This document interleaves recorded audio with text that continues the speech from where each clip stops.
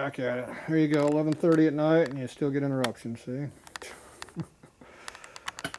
Okay, where'd I leave off? Okay, I got the case bolted together. I'm going to show you how to check the in-play. Basically, just rotate it around a couple times. Obviously, you want to make sure it's running free. No binding. The way the flywheel should bring it up like that, no problem. You want to make sure the pinion shaft is not wobbling. So if you just go like that, you can watch it go straight. You can see it move a couple thou if you look at it, so if it's good, it's good.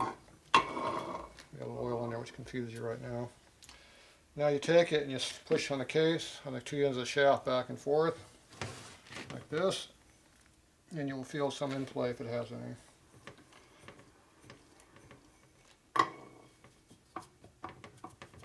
Hear it? That's your in play.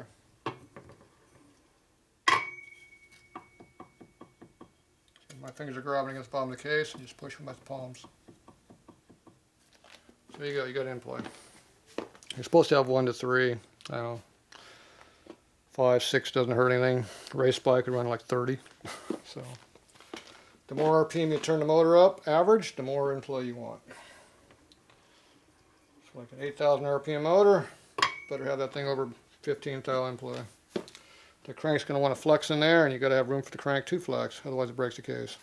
So you ain't going to stop the crank from flexing, so don't even try doing that one. It ain't going to happen.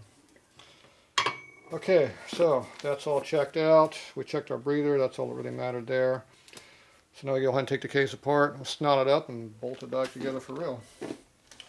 Everything else should bolt together like it's supposed to. If not, I'll get pissed off because I have to redo it again.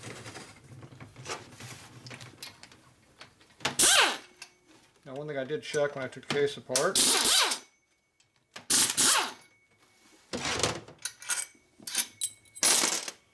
if you take a 1/4-inch rod, this one's aluminum, if you go through the hole here where the dowel is at, it'll go all the way through the threads and hit on the back side of the case right here, and it'll push it out. So in this one case, the dowel's right here. The dowel ends about right here, so you got some material right here to beat against. And this will split the case apart. This one goes through that bolt hole, and this one right here goes through this one. So where'd my hammer go?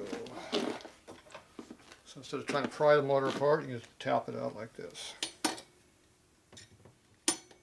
So one hit. See how it split the case already? And over in the other hole right here. No, that wasn't there. I think the dowel's up here. There you go, right there. Do the same thing. Split spark a little more. Every time you do it, it comes a little further. Go back on this side again.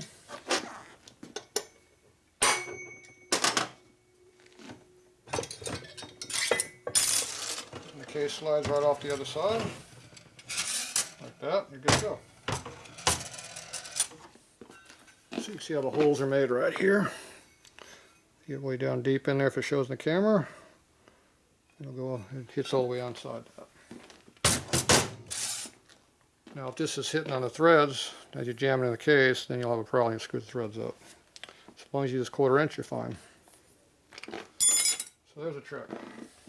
I knew there had to be a better way than prying on it.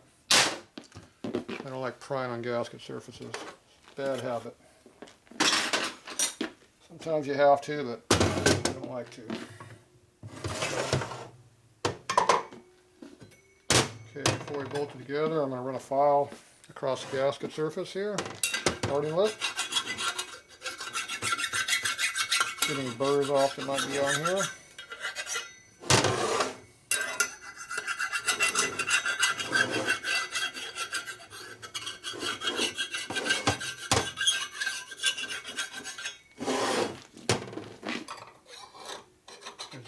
Burr right there.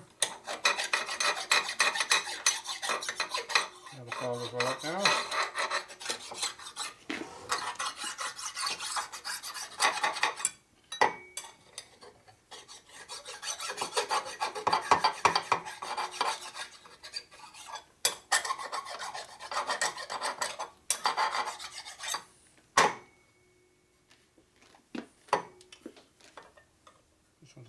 get to, so hold it flat.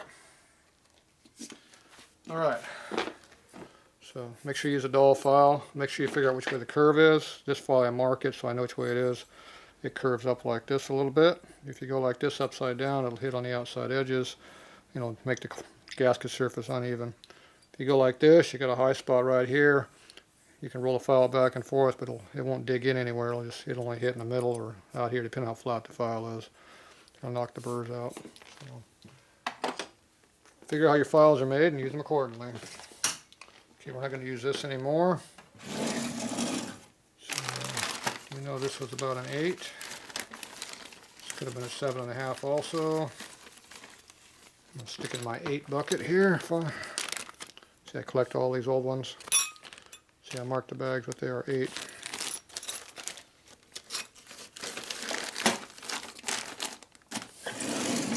That way you have a selection of them for when you need them. Okay, so we're good to go now. A clean rag and wipe off the gasket surface.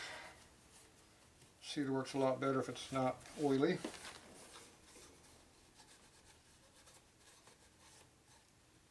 So even though they've been cleaned a bunch of times, you always get a little muck off. A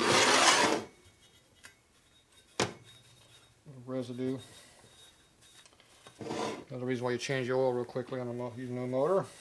Get all the residue off. Even though you clean stuff, it's still dirty, see?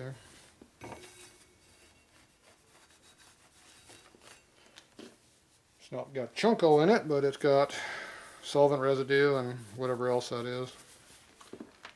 Got something on it. Alright. Ready to go together. Everybody else knows what sealers I use. There you go. Can you figure it out? Hey, you want to read all that crap? There you go. There's the number right there. Quit making comments now. It's going to be what sealers I use. I say enough. I don't use this piece of crap for anything. I have a finger and I know how to use it. There you go. It's even on a tube which one I use. So first thing you do with a new tube is you squeeze the piss out of it.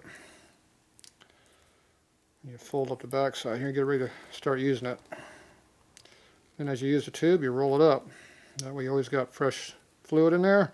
You don't have air pocket in it. If you don't have no air in it, it doesn't congeal up as quickly. Now before you open the package, you always squeeze a little bit right here, and that takes some of the pressure off so it won't just out the top. This has to be opened up because it's brand new. If you want to make a mess, you can use this right here. It'll puncture it. I have a screwdriver I use for that. Right there, a screwdriver. Did you hear it fart?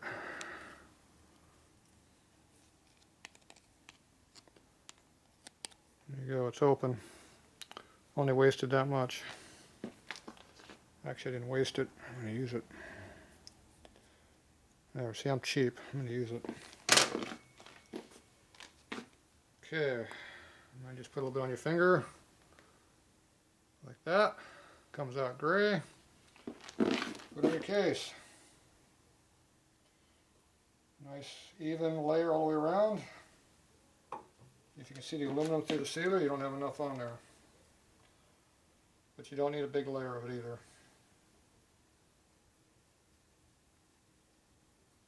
And don't go back over it. It doesn't like sticking to itself very well. It'll tear itself up and you lose all the sealer.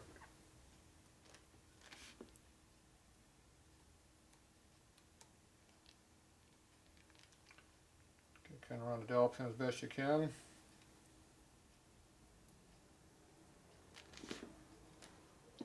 This case is like a Sports, there's no parting lip. Normally a big twin you got a lip to go up against. This one's flat. There is, nope, it has a lip on that side. Nope, I was wrong. They made it like a big twin.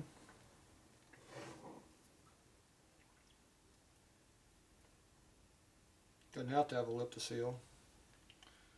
It's a secondary seal.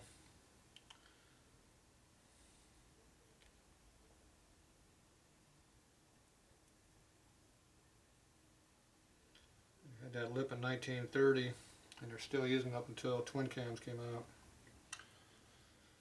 Then they figured out they didn't need it no more. Sportsters don't have the lip either. They figured that out in 52. But big twins always need the lip all the way through 99.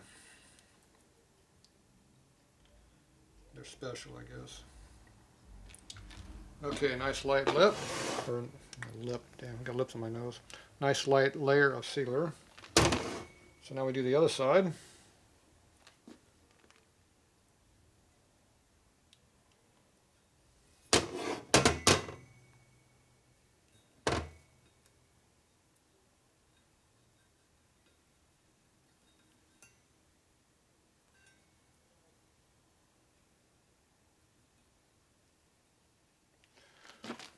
So I always like putting the sealer up against this lip right here, pack it in there. So that way when you tighten it down, it'll act like an O-ring. If you get some on the inside, just wipe it off. Now, if this stuff does get inside the case, it breaks up and goes away. Silicone doesn't. Silicone will stay and go in places you don't want it. So you put in the groove right there, and then you kind of spread it around. I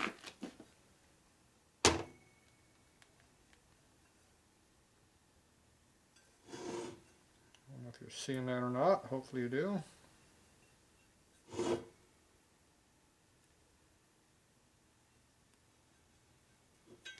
Just put a good layer on my fingers there. About that much. Lay it in there, spread it in. See over here an air pocket right there, so go back and put it in there.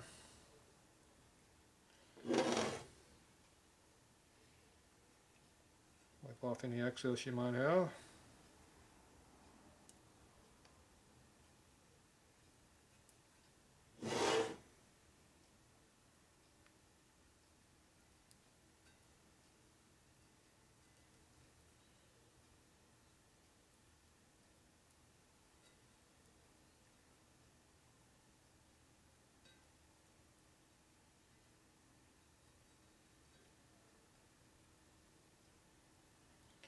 Okay. Forgot everything. So if you use it correctly, you don't get glue all over your tube, see? Amazing how that works. Now we use quite a bit of our tube, so now we can go ahead and squeeze it all the way down and start rolling this around. Like that. Put your bubble back in there and just start rolling it up. It'll last a lot longer if you do that.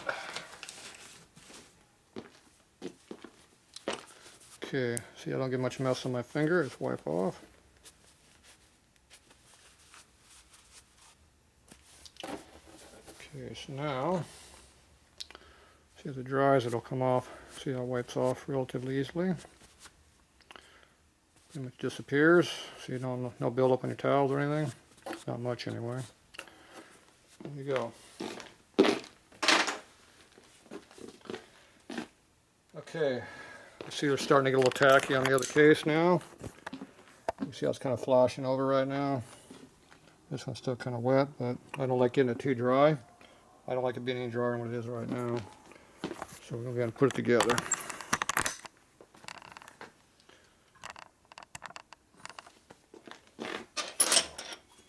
Just drop it on there.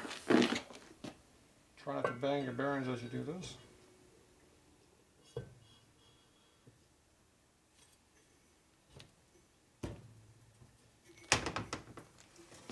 There you go.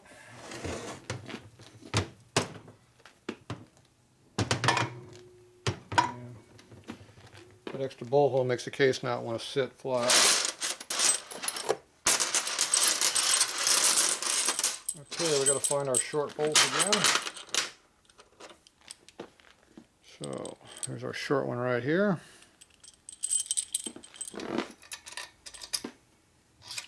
Stick crank in the hole, make sure it starts.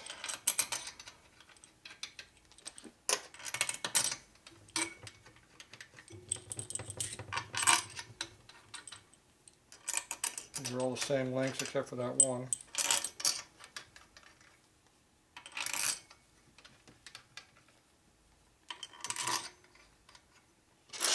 Okay, we got two here, one short one, one long one. I'm going to guess the long one goes between the case halves here. This one goes over here. Probably goes the other way though.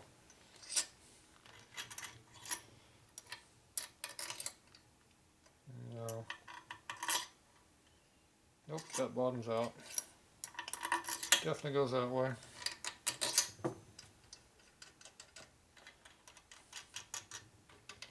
Okay, now we're going to zip these together with a zip gun. Now the sudden shock will over torque it more than you get with a zip gun when you first hit it. That ones like to round out, especially stainless steel ones like these. So you want to get that sudden zip in, and then a couple beats and stop.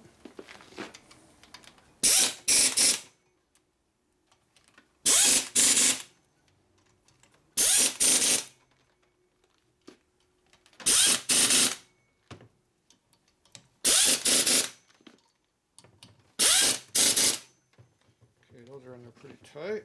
One more. Those blips never seem to move any further. Okay, now this one's a little bit small. You gotta be careful about doing too much on this one, so take it easy on this one. See that one, I just run until it stops and I blip it, it turns just a little bit and that's it. Don't run that one in under full power.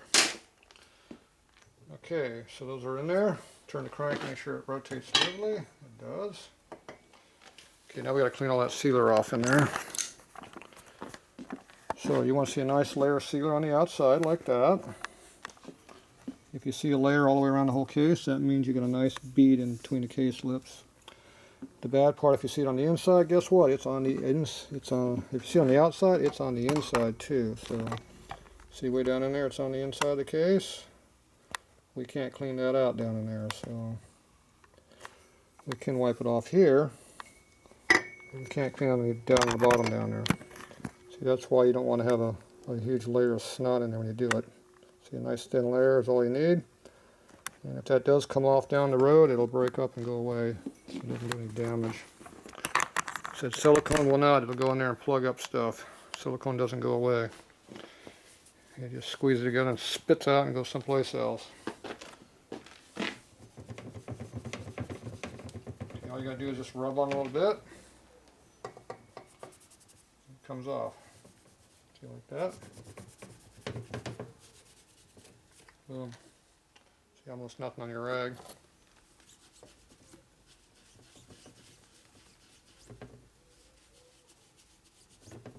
Keep rubbing on it till you don't see it no more.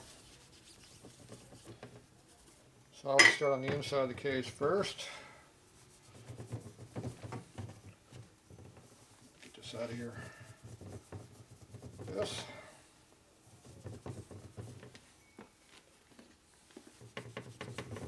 If you leave the stuff inside the case when you go to put the cylinders down, they might be a little hard to get down. Obviously you don't want it on your rod either. So it's always best to wipe it off.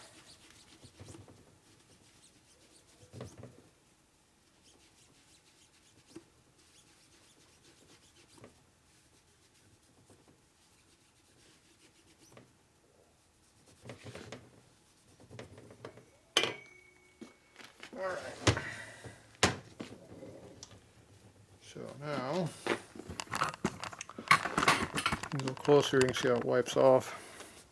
So you can see the line right there. So you go like that. See how it initially just kind of smears a little bit. Keep doing lines of it like this. It'll start to come off. Bad location. So I go side to side to knock it down. See, like this here. Just kind of rub on it like that. Go linear, side to side, whatever works for you. Now if you want to put a little bit of brake clean on there, that'll help it come off a little easier. Usually I just rub on it like this. See, first it smears around a little bit. Keep rubbing on it. See, it kind of just goes away.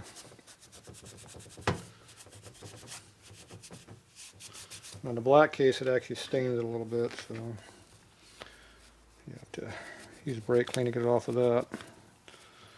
The wrinkle has a lot of texture, so it sticks in the texture.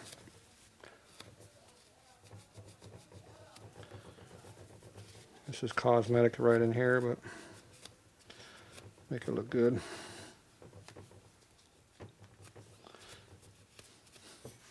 So I don't like it on my motor mount either. That's the other place that's kind of important. See, I get a lot of squeeze out right there. That's going to make a pretty good mess.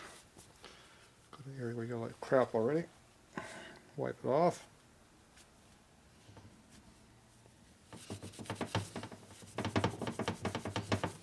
It just kind of smears around a little bit.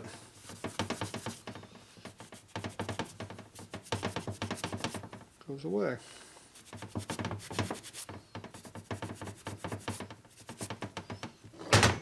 And get the other motor mount over there before it gets too hard.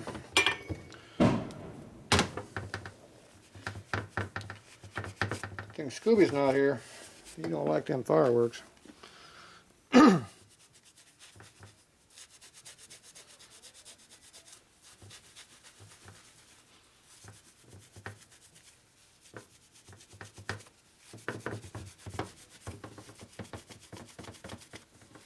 It's important to get it off the motor mount area.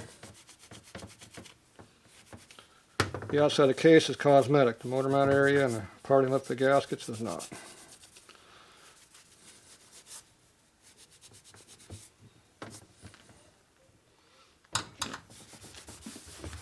Clean my workbench too. That's a priority area.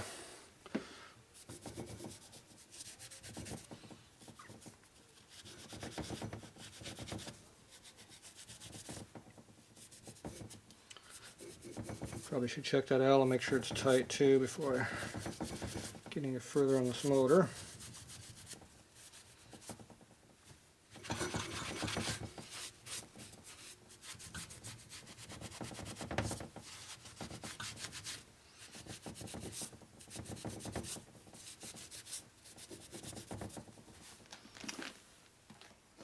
I always like checking Allen with my L wrenches. I get more torque with them. That's tight.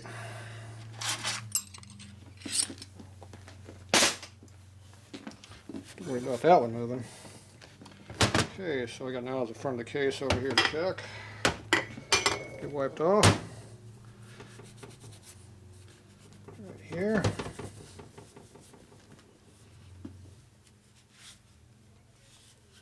See how it makes a bit of a mess. Every time you wipe it, it gets better.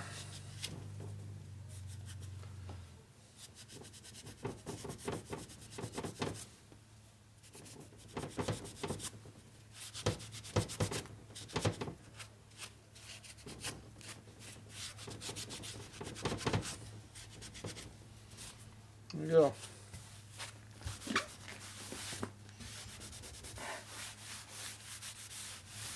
This rag goes to the dirty pile now. It's about done anyway. I should use my dirty rag though. This rag is a lot dirtier. Well, cameras for you. Okay. We checked to make sure the crank was true, but we're going to do it again anyway. Same deal, make sure the crank spins freely. Make sure its own weight brings it up. It does. So now we spin it. You watch the tip right here.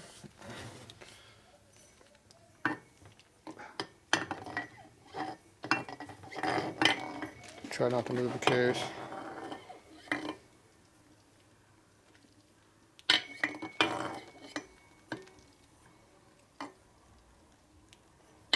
See how it's spinning nice and free. Nice and true, not wobbling. That's what you want, see? Alright, so we know that's all good to go. Alright, so I think that's going to be about it for this tonight. It's almost midnight. So, there you go. We want to work all the way tomorrow. Tomorrow starts in 15 minutes. So we'll work on it tomorrow. How's that? Alright, so there it goes, what it looks like. Yeah, it's good to go. Tomorrow we'll clean all the rest of the stuff and start assembling all this other stuff on the bike, or on the motor, and we'll get it done. So there you go.